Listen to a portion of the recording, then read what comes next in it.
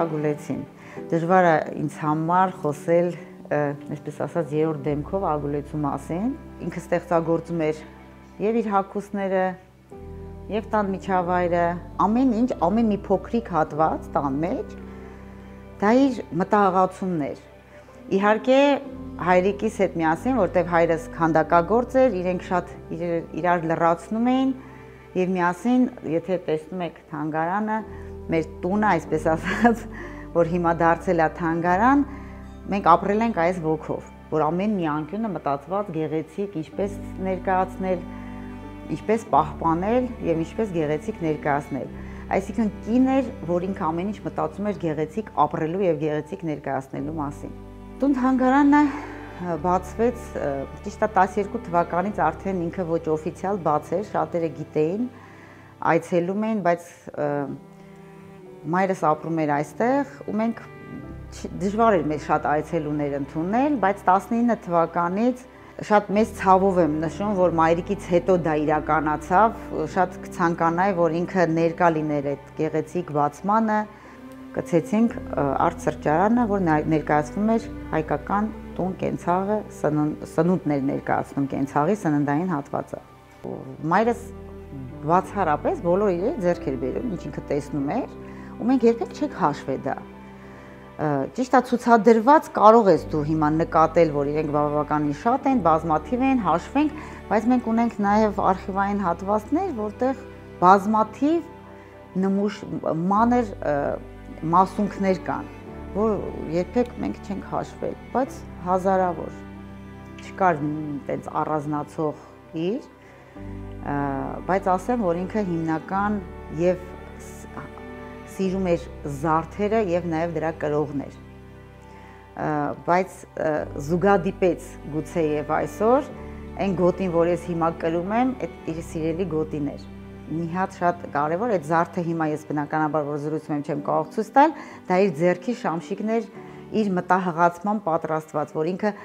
անհնար էր, դա իր ձեռքին չլիներ, երբ որ ինքը դուրս էր գալիս։ Դա երևի իր ամենասիրելի իրերից էր ձեռքի թևնոց շամշիկը։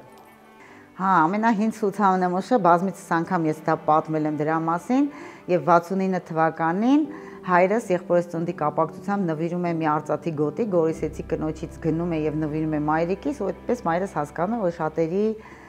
տանը դեռ պահպանվում են հին իրերը, դա հենց առաջի ցուցանմուշն էր ու դրանից հետո սկսվում են արդեն թանգարանի մյուս իրերը հավաքագրել, դա 69 թվականից։ Այստեղ ոչ թե թանգարան է, այլ սա մենք անվանել ենք շոշափելի թանգարան։ Այստեղ դու կարող ես ստիպչել իրերին, միևնույն ժամանակ զգալ այստեղի ապրած մարդու տեսակը, կյանքը,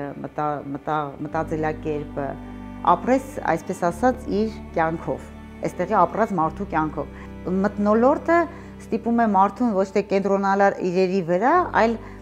միջավայրի, նաև մեր աշխատողներն էլ այստեղ մեր ոք աշխատում ենք, մենք դարձել ենք ընտանիքի անդամներ։ Կարծում եմ հենց դա էլ է փոխում, դա էլ է տարբերվում մյուս թանգարանից։ Մեր պատմության մեջ եղել է Գաթա Նախշիկով Գաթեն գեղեցիկ նախշել, որը որ զարդարել է մեր սեղանները, Գաթայի վարպետաց դաս, խաչբուրների ուսուցում, բազմաթիվ համերգներ, իհարկե ընտրված արվեստագետների համերգներ գեղեցիկ։ Ազգայինը դա մտածելակերպ է, ոչ թե հագուստն է կամ որևէ զարդը, այլ դա մտածելակերպ է։ Մենք երկար ժամանակ մտածում ենք, եթե մենք տարազներ չենք հագնում, եթե մենք տարազներից հեռացել ենք, ուրեմն մենք էլ արդեն հայեցի չենք եւ չենք պահպանում։ Ազգային մտածելակերպը նախ իմանալ մեր անցյալը, դա շատ կարևոր է, երբ որ մարդը գիտի իր արմատները։ Ամբողջ խնդիրը նա է, որ ստեղից ճանաչեն իրենց պատմությունը։ Մարդիկ ասում, ինչու գովազդ չես անում, ես ինչը գովազդան եմ, մեր 10-րդ դարի պատմությունը,